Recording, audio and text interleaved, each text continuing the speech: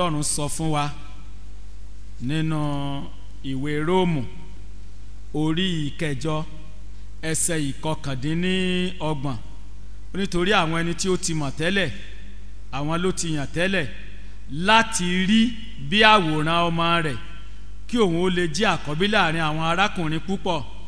Èrèdí ìpè Ọlọ́run ó ní pé ká lè dàbí Jésù, becoming like Jesus. Becoming like Jesus.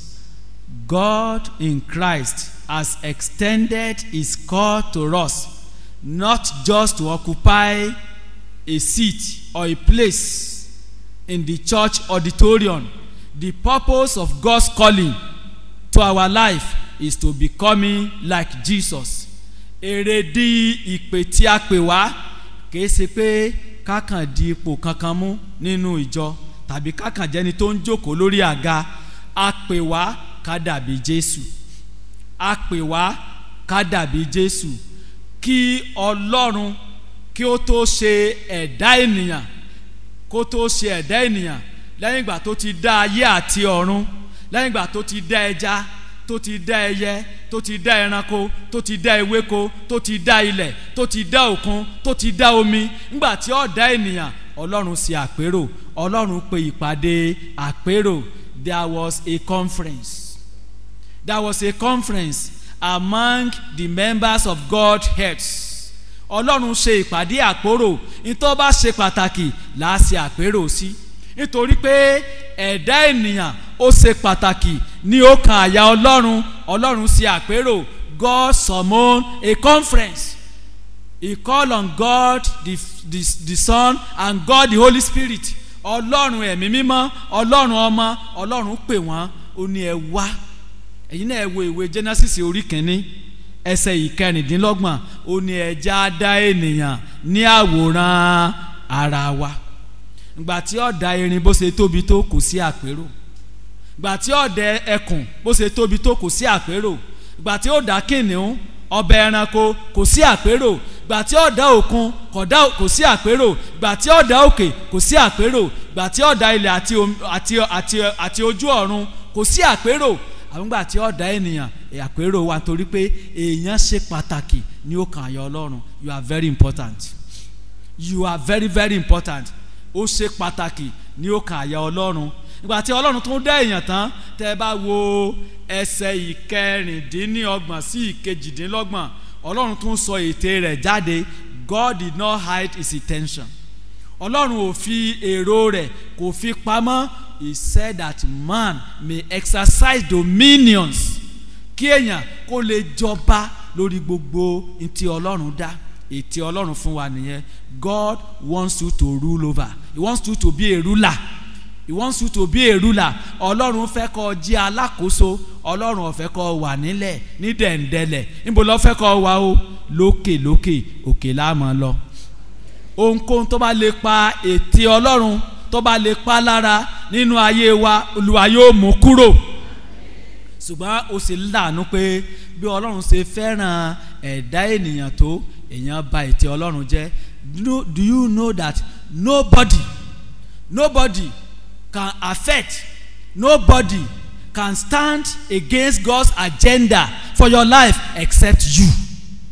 Kò sí ẹnikẹ́ni tó lè tako ète Ọlọ́run fún ayé rẹ àfiwọ́ gangan. Kò sí ẹnikẹ́ni, kò sẹ́ni náà. Ẹni tó bá sọ pé òun ó tako ète Ọlọ́run, àgbékalẹ̀ Ọlọ́run nítorí ayé àwọn ọmọ rẹ̀, Ọlọ́run á máa gbé ìgbésẹ̀ èyí tó lágbára. Ọlọ́run máa ń gbé ìgbésẹ̀ èyí tó lágbára. When Pharaoh wanted to work against the agenda of God for the people of Israel, God took a decisive action against him at the Red Sea. Nígbà tí Pharaoh tó pinnu wípé òun ó ṣe lòdì sí ète Ọlọ́run àti àgbékalẹ̀ Ọlọ́run lójú ọ̀nà àwọn ọmọ Ọlọ́run létí Òkun Pupa, kí ni tọ́lọ́run ṣe? Ó gbé ìgbésẹ̀ tó lágbára. When Balaam and Balak wanted to stand against the agenda of God, against the move of God on their way to the promised land, God took a decisive step against Balaam. Ìdáhùn ló ṣe kíni? Ìlọ́pàá. ìdáhùn ìlọ́pàáhùn. Bálámù sọ pé òun ó jẹ́ adínà gbòòkú fún àwọn ọmọ Ọlọ́run. Ẹnikẹ́ni ò lè ṣe lòdì sí ètè Ọlọ́run fún ayé àwọn ọmọ Ọlọ́run àfi àwọn ọmọ Ọlọ́run tí wọ́n bá ṣe lòdì sí ètè Ọlọ́run fún ayé wọn. Nobody. But unfortunately, Adam and Eve work against God's agenda for their lives. Ó ṣe ní láàánú pé Ádámù àti Éfà wọ́n ṣe lòdì sí ètè Ọlọ́run fún ayé wọn nítorí pé wọ́n sọ ohun àgbọ́dọ̀ má ṣe. Ǹjẹ́ wọ́n ń gbé nínú àìgbọràn? Are you operating in disobedience? Are you operating in stubbornness? Ǹjẹ́ wọ́n ń gbé nínú agídí? Ǹjẹ́ wọ́n ń gbé nínú àìgbọràn? Ǹjẹ́ wọ́n ń gbé nínú ìgbéraga? Are you operating in rebellion and conspiracies? Ǹjẹ́ wọ́n ń gbé nínú ọ̀tẹ̀? Ǹjẹ́ wọ́n ń gbé nínú àìṣe ìfẹ́ Ọlọ́run? You have to be warned.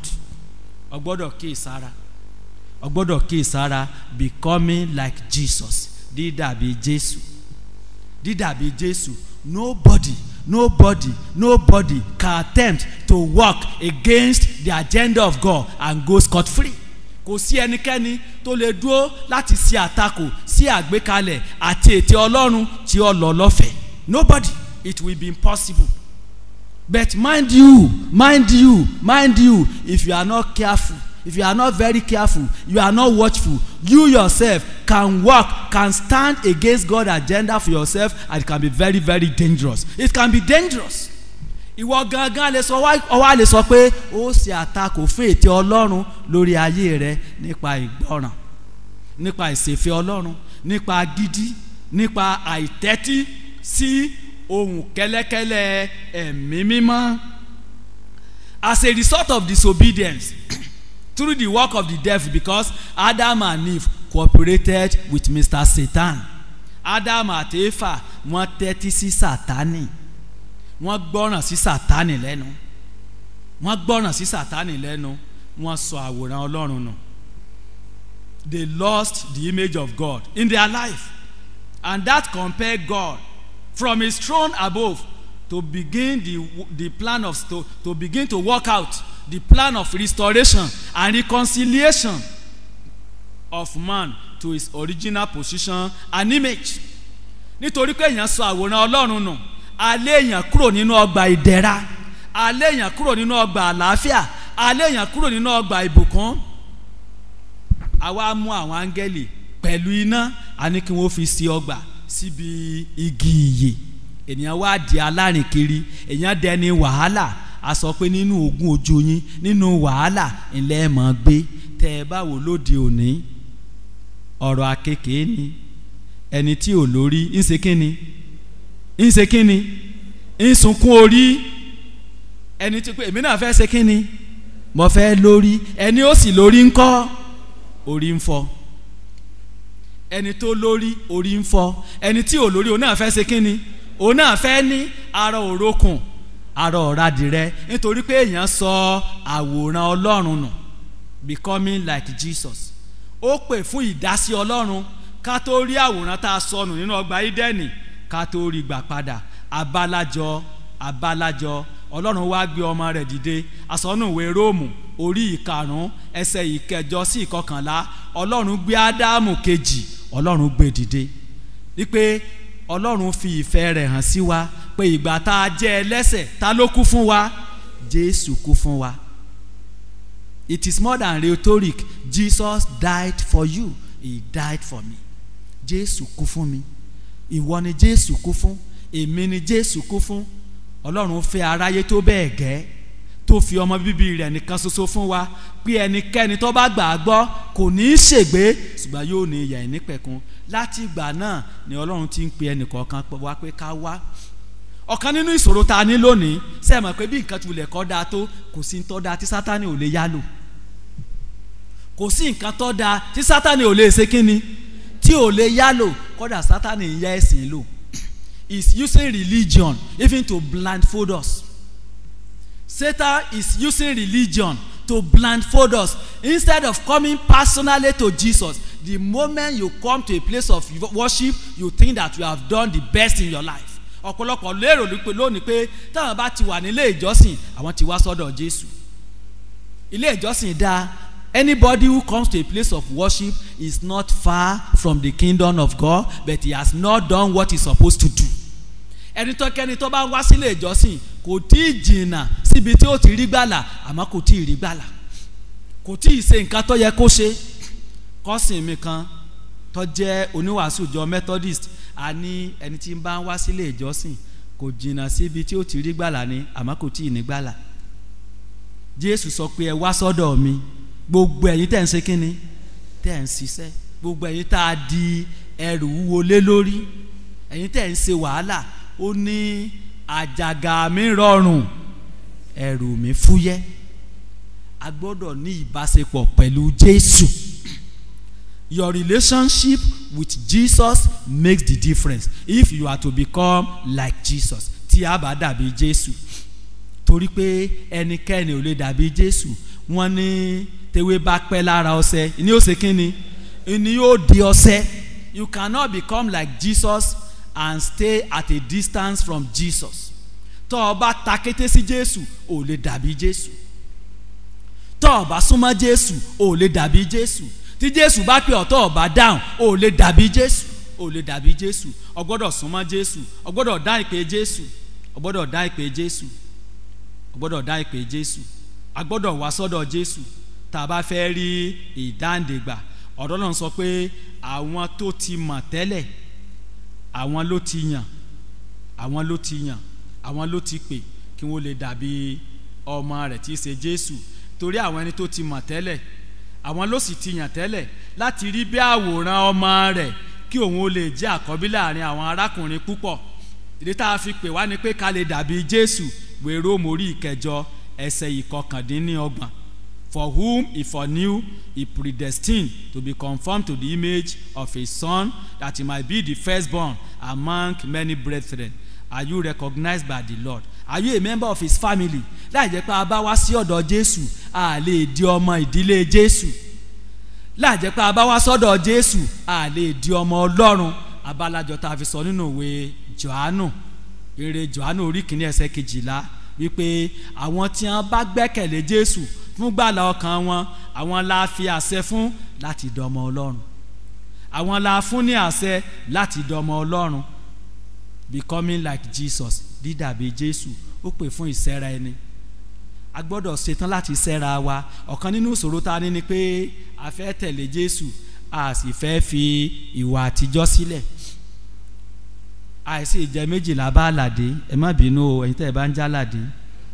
Ká jẹsù ká tún ṣe kínni, ká tún mú mi. It is not a matter of simultaneous equation. No, it's not.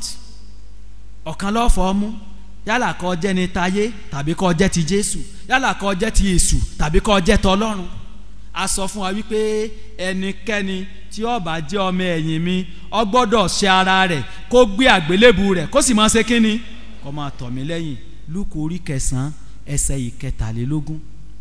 If you want to be followers of Jesus, you must be ready to deny yourself, take up your cross daily and follow Jesus. Ọ̀pọ̀lọpọ̀ nǹkan la fi sílẹ̀, kìí ṣe pé nínú agbára wa láti fi sílẹ̀. Ìgbà tá a bá wá sọ́dọ̀ Jésù, agbára yẹn Jésù ni ó fún wa. Torí pé àwa sọ́dọ̀ Jésù, ẹrù tí ó yẹ ká rù àwa là ń rù. Iṣẹ́ tí ó yẹ ká ṣe àwa là ń ṣe. Ẹ̀yin ẹ wo àwọn ìyá wa, ẹ má bínú o. Wọ́n máa ń wò wọ́n tí wọ́n bá gbé àpamọ́ lọ, àpamọ́wọ́ wọn kò bá wúwo tó tábìlì tó wà ńlẹ̀ yìí o. Tí wọ́n bá tó dénú mọ́tò kíni wọ́n ó ṣe? Bá ní ẹgbẹ́ ilẹ̀, wọ́n ó tún wà mọ́ yà nínú kíni? Inú bo? Nínú mọ́tò. Ẹ̀yẹ máa wọ́ọ̀tì gbogbo àwọn obìnrin. Bá pẹ́ wọ́n wọ́ọ̀tì wulẹ̀ owúwo tó báyìí. Ẹ wò tí wọ́n bá wá ṣe wedding bíi kíni ó tún ṣe? Yóò tún gbódòdó àti báàgì kiri, yóò tún fẹ́ gbé wá ní àníjẹ́ wọn ó bọ́ gbé lọ́wọ́. Ìṣòro tá a nínú. Most of us, we don't allow Jesus to carry our burden. We don't allow Jesus to carry our burden, the burden of sin, the burden of flesh, the burden of anything that God does not want in our lives. We should surrender them to Jesus. Torí pé àyọ̀dá wọn fún Jésù, ìṣòro wa nù, àwa tún máa wà mọ́yà. A tún máa wà mọ́yà. Àdàbẹ̀ ń tó pé ó rẹrù lórí tó tún wọnú mọ́tò tó wá sọ pé òun ó ṣe kínni, òun ó wà mọ́rí ni o. àwọn èèyàn wa lókè lọ́hùn àwọn ègbé ẹrù sórí léjìká bí ni yóò sì yan lébùtulẹ̀ kẹ́rù ọ̀fẹ́ ẹ̀ga tó sánmọ̀ ibi tí ó wà ní. ẹ ti mọ àwọn èèyàn wa lókè lọ́hùn èmi ò ní dákọ wọn fún yín àwọn èèyàn ti wá nu àwọn èèyàn ti wá nu. tí èèyàn wá tún wá wọnú mọ́tò tán tó tún wà nù tó tún jókòó tó ì tún gbé ẹrù síbo tó ní mo mọ wà mọ́ rí ni o ẹ fi mí ẹ má bẹ̀ mí o màá wà mọ́ rí ni o sẹ́mi pé sọ̀rọ̀ wa nu. Failure to surrender all to Jesus. If you are to become like Jesus, be ready to surrender those things. Ẹ jẹ́ ayọ̀ ọ̀dà rẹ̀ fún Jésù tàti John ẹ jẹ́ ayọ̀ ọ̀dà rẹ̀ fún Jésù. Jésù fẹ́ ràn wá lọ́wọ́. Ọ̀pọ̀lọpọ̀ nǹkan là ń jẹ inú tiwa gan ò dùn sí ó ti sọ wá dẹrú àmọ́ ìwọ sáà ti súnmọ́ Jésù kò sì sọ fún Jésù kò sì yọ̀ọ̀da rẹ̀ fún Jésù. Ọ̀pọ̀lọpọ̀ nǹkan là ń mu tínú Jésù ò dùn sí inú tiwa gan ò dùn sí ìwọ yọ̀ọ̀da rẹ̀ fún Jésù. Ọ̀pọ̀lọpọ̀ ìjókòó là ń bára wa ìjókòó tí ó fògo fọlọ́run ọjà tètè pé Jésù kó má bàa fìyà jẹ ọ́. Ọ̀pọ̀lọpọ̀ ìrìn là ń rìn tínú Jésù ò dùn sí yọ̀ọ̀da rẹ̀ fún Jésù. If anyone will follow me, he must deny himself and take up his cross daily and follow me. Nígbà tí Jésù tó pè wá nítorí ń sọ ni wípé kìí ṣe pé ká gbé àgbélébù nìkan ó pè wá láti gbọ́ràn ó pè wá láti ṣèso. Nígbà tí Jésù pe àwọn ọmọ ẹ̀yìn rẹ̀ nínú ìwé Máàkù orí kìíní ẹsẹ̀ 17 he called out to them, come follow me, I will make you fishers of men. Ó ní èmi ó sọ yín di apẹja ènìyàn. Ṣé Yorùbá bọ̀ wọ́n ní ojú tó bá dilẹ̀ ìnirò rẹ̀ so ní sọ ọwọ́ tó bá sì dilẹ̀ lè sùn ṣe kínni. Ìdí tó fi jẹ́ pé ọ̀pọ̀lọpọ̀ wá fi ráyè fún rẹ́dẹ̀rẹ́dẹ́ pálapàla pàlà ẹni pé àyọ̀dá ara wa fún Jésù àgbọ́ràn sí Jésù. Ó lémi ó sọ yín di kínni apẹja ènìyàn. Apẹja ènìyàn nígbà tó ti sọ pé ó jẹ́wọ́ Jésù ìyẹn mélòó lọ yanu rẹ pé Jésù lolùgbàlà. You don't do that. Nígbà tó o bá sì lẹ́nu rẹ fún Jésù kí lè sọ ọ̀fẹ́ ṣe kí lè sọ ọ̀fẹ́ ṣe kí lè sọ ọ̀fẹ́ ṣe. There's no vacuum in nature. If you don't use your mouth for Jesus, the devil will like to use your mouth. If you don't use your leg for Jesus, the devil will want to use your leg. If you don't use your hand for Jesus, the devil will want to use your leg. If you don't use your money for Jesus, the devil will want to use your money. If you don't use your position for Jesus, the devil will want to use your position. Tí o bá lu ẹnu rẹ fún Jésù, kí lè sọ fẹ́ ṣe? Yóò fẹ́ ya ẹnu rẹ lò. Tó o bá lu ẹsẹ̀ rẹ fún Jésù, èṣù yóò fẹ́ lu ẹsẹ̀ rẹ. Tó o bá lu ọwọ́ rẹ fún Jésù, èṣù ó fẹ́ ya ẹsẹ̀ rẹ lò. Owó tó o ní tó o bá lò fún Jésù, èṣù yóò fẹ́ yẹ owó rẹ lò. Ipò tó o sọ pé o ní tó ń gbé ẹ nínú tí o bá lò fún Jésù, èṣù yóò ya ipò rẹ lò. Tésù bá sì yá yàn lò tán ìmọ̀ fìyà jẹ yàn ni. Torí èṣù ò ní èrè kankan tí ó fún yàn. Ìyà tésù ọ jẹ láti inú ayé ni ó ti pín yàn kéèyàn tó lọ sọ́run. Because nobody will serve the devil and go scot free. Kò sẹ́ni tí ó sin èṣù tí ò ní jìyà. Nobody will serve the devil that will not be punished. Kò sí ẹnikẹ́ni tí ó jíṣẹ́ fún Sátánì yóò jìyà láyé yóò sì tún jìyà níbo lájùlé ọ̀run. Jésù sọ pé ẹ wá n ó sọ yín di apẹja ènìyàn. I will make you fishers of men. I will make you. If you are to become like Jesus, you must surrender your gift to Jesus. Surrender your knowledge to Jesus. Surrender your resources to Jesus. Surrender your spiritual gift to Jesus. Your talent to Jesus. All your ọ̀dà ẹ̀bùn rẹ, all your ọ̀dà rẹ̀ fún Jésù. If you are to become like Jesus, tó bá dàbí Jésù, torí pé ẹni tó bá bí ni là á ṣe kí ni là á jọ.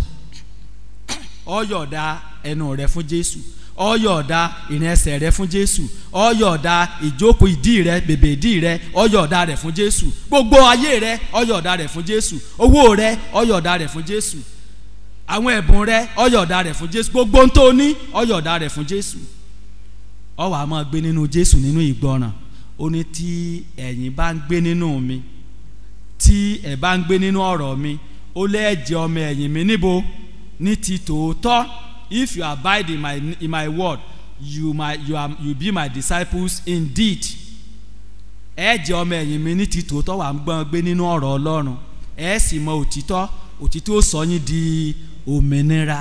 A ní gbé nínú àṣà mọ́, a ní gbé nínú ọ̀làjú mọ́, torí ọ̀làjú a máa mú yàn lọ sọ́run àpáàdì. As good as ọ̀làjú is, as beautiful as civilization is, it will lead many people to hellfire. Ọ̀làjú a máa mú kéèyàn ó ṣe ọ̀pọ̀lọpọ̀ nǹkan tí èèyàn ó ṣe sí àgọ́ ara èèyàn. Ọ̀làjú a máa mú kéèyàn ó dẹ́ṣẹ̀. Ọ̀làjú a máa mú kéèyàn kọ̀yìn sí Ọlọ́run. Ṣùgbọ́n a máa gbé nínú ọ̀rọ̀ ta ni ọ̀rọ̀ Ọlọ́run. Tí gbogbo ayé bá ń ṣe nǹkan ní tí wọ́n sọ ni pé kí ni ọ̀rọ̀ Ọlọ́run ṣe, kí ni lọ́rọ̀ Ọlọ́run wí. What does the word of God say? What does the Bible say? You begin to live and operate by the word of God.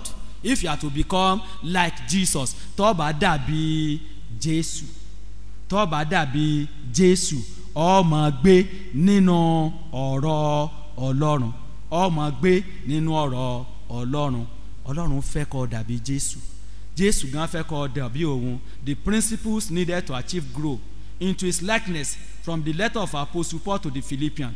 Tẹ́ ẹ bá ké sí ìwé Fílípì orí 3 ẹsẹ̀ 12 sí 14, Pọ́ọ̀lù ó ti fàyè rẹ̀ fún Jésù. Ó wá sọ wípé ibi tóun ti ń bọ̀ òun gbàgbé rẹ̀. Ó lé Hébérù nínú Hébérù lòun, ẹ̀yà Bẹ́ńjámínì lòun, ẹni tó mọ ọ̀rọ̀ Ọlọ́run lòun, ọmọ jẹ́kẹ̀jọ lòun. Pọ́ọ̀lù dàbí ọ̀pọ̀lọpọ̀ wa lónìí. Ọ̀pọ̀lọpọ̀ wa ọmọ ọjọ́ kẹjọ ni wá. Most of us were born in the church. We are named by the church. We are brought up by the church. We are familiar with church tradition. But have you really surrendered to Jesus? Bó fẹ́ ká mọ̀ wípé ntí ọ̀dà tí wọ́n bí wa sí un, Sátánì lè sọ di ìkẹkùn fún wa. Torí pé ọ̀pọ̀lọpọ̀ lónìí ló jẹ́ pé àbí wọn nù ṣọ́ọ̀ṣì ló sọ wọ́n lórúkọ. Wọ́n dàgbà nú ẹgbẹ́ ìràwọ̀, ẹgbẹ́ wọ́ndíá, ẹgbẹ́ ilé ọkọ̀kọ̀lá, ẹgbẹ́ ikọ̀ ọba, BSF. Ṣùgbọ́n etí a máa fi yangàn ni pé I was born in it and I'm growing up in it. After all, I'm a child of God. Don't you know? But let me tell you, God has no grandchild. Ọlọ́run ò lọ́mọ ọmọ o. Ọlọ́run ò ní ọmọ nìkan lọ́lọ́run ní. Ọlọ́run ò ní ọmọ. He has no grandchild. For we men, we can have grandchildren, great grandchildren, great grandchildren. But for God, he has no grandchildren. He has no grandchild. Ẹni tó bá fi ara rẹ̀ fún Ọlọ́run, tó bá gba Jésù gbọ́, ìlọ́mọ ta ni? Ìlọ́mọ Ọlọ́run. It is a personal issue. Don't let us deceive ourselves. We must personally surrender our lives to Jesus. A gbọ́dọ̀ fi ara wa fún Jésù.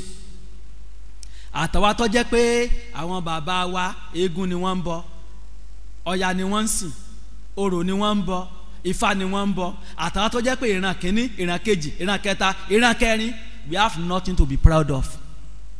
We have nothing. Don't be deceived. Ọ̀pọ̀lọpọ̀ ló jẹ́ pé a proud ìdílé wa pé a ò mọ̀ pé ilé ibi báyìí ni mí ni. Ìdílé kọ́ ni ó mú yàn lọ́dọ̀ Ọlọ́run. Téèyàn bá kọ̀yìn sí Jésù, kódà téèyàn ò bá ṣọ́ra, èèyàn ní Sátánì ó fi ṣe kerosene, petrol nínú ọ̀nà àpáàdì. If you don't surrender your life to Jesus, it is a personal matter. It's a personal matter. God has no grandchild. Tó bá jẹ́ pé àwọn òbí rẹ̀ bá gbé ayé bí wọ́n ṣe gbé, èèyàn mélòó ni ó mọ Jésù? Èèyàn mélòó ni ó mọ Jésù? Becoming like Jesus. Becoming like Jesus. Ọlọ́run ọlọ́mọ ọmọ o. Ẹ jẹ́ á gbàgbé ìdílé wa. Ẹ jẹ́ á gbàgbé ilé tá a ti jáde. Ẹ jẹ́ á gbàgbé tí àwọn bàbá wa jẹ́. Ẹ jẹ́ á gbàgbé ipò táwọn bàbá wa dì mú. Ẹ jẹ́ á gbàgbé àwọn ìran wa. Ta la mọ̀ wò? Jésù la mọ̀ wò. Jésù. If you are to become like Jesus, if you are to become like Jesus, you must exercise the principle of next level. Paul sọ wípé èmi ń gbàgbé àwọn tó ṣe kíni, àwọn tó wà lẹ́yìn, èmi nàgà àwọn tó ṣe kíni, ẹni tó wà níwájú. Ẹjá gbàgbé gbogbo ń ta ti jẹ́ ńgbà báyìí, èmi mo dipò báyìí mú, ńgbà báyìí àwọn bàbá wa ní kíní, ńgbà báyìí irọ́ ìtanú banzani. It's a garbage. Ẹjẹ́ àdìjẹ́ já máa wo Jésù kó má bàa bọ́ lọ́wọ́ kí ìjọba ọ̀run kó má bàa bọ́ lọ́wọ́ wa. We must apply the principle of spiritual taste and hunger spiritual taste and hunger. A gbọ́dọ̀ ní òǹgbẹ fún ìfẹ́ Ọlọ́run, ìpòǹgbẹ fún ìfẹ́ Ọlọ́run, ìpòǹgbẹ fún ṣíṣe ìfẹ́ Ọlọ́run. A ṣe ìfẹ́ Ọlọ́run mọ́ ìfẹ́ ta là ń ṣe, ìfẹ́ tara wa ló kù tá ń ṣe.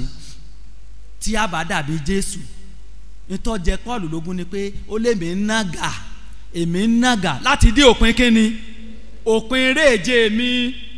The principle of pressing on in the midst of difficulties. It was not easy for Paul. It was not easy for Paul. Christ never promised us bread and butter type of Christianity. Jésù kò fìgbà kan ṣèlérí búrẹ́dì àti bọ́tà fún wa o. There will be challenges. There will be challenges.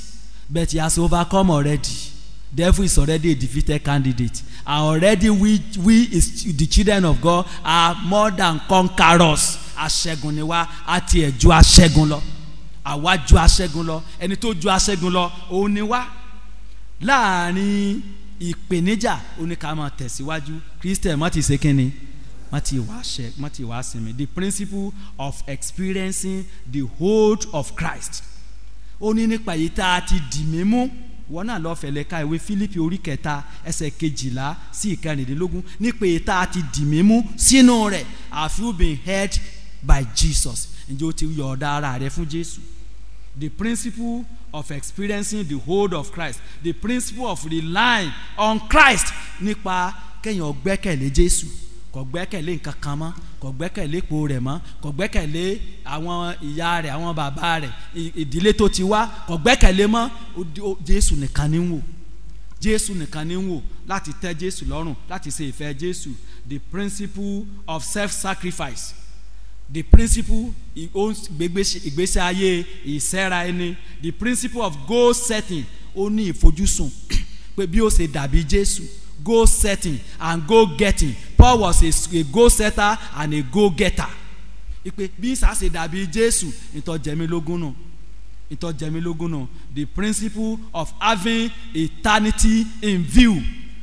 Kéèyàn ò ní lọ́kàn pé ọ̀rọ̀ àìnípẹ̀kun, ọ̀rọ̀ ayọ̀ ayérayé kò jẹ́ èèyàn lógún. Ìgbà tí èèyàn bá ń kọ qualifications rẹ̀, bóyá ẹni tó ti jẹ́ BA tẹ́lẹ̀ tó wá ń ṣe master, a ní MA in view, MSc in view, PhD in view. Ni pé ó ń lépa láti kíni, láti clinch PhD, láti clinch MA, láti clinch MSc, láti clinch MSc.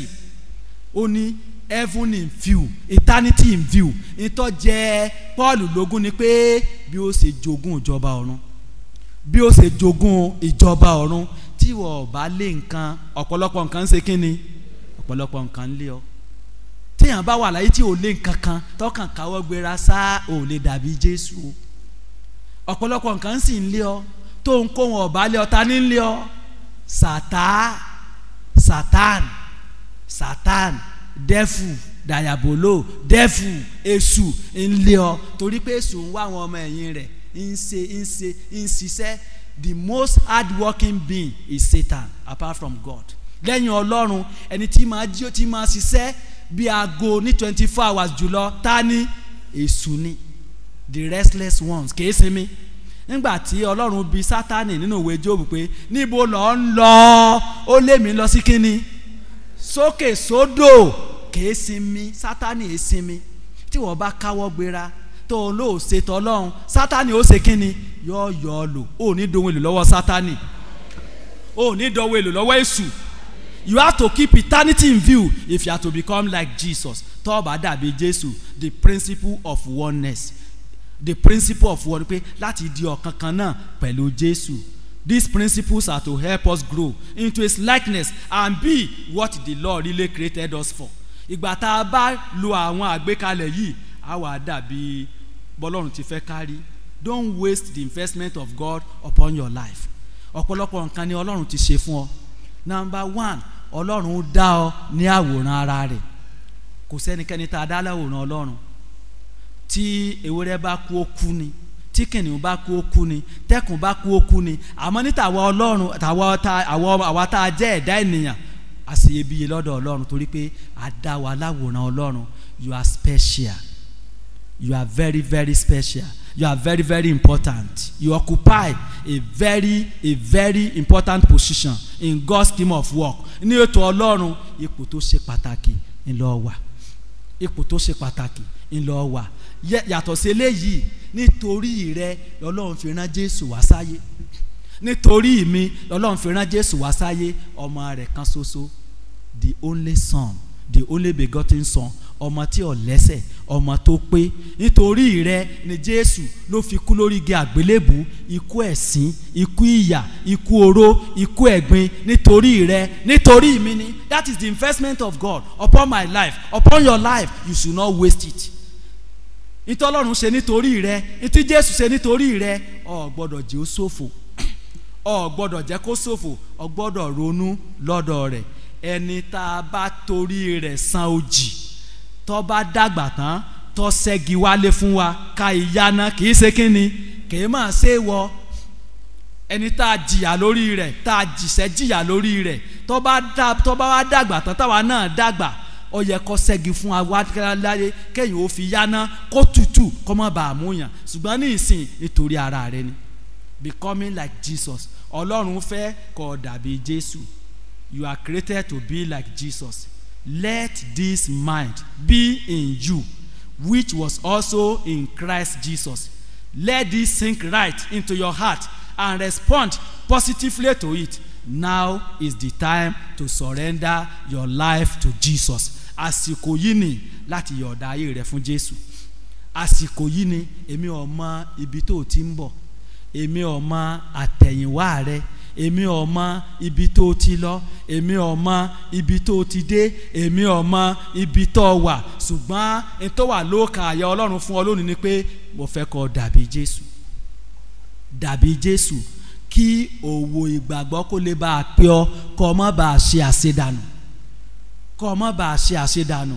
Dàbí Jésù, ó sì lè dàbí Jésù tó bá ta kété, tí àbàtà bá ta kété bí ẹni pé kò bá odò tán.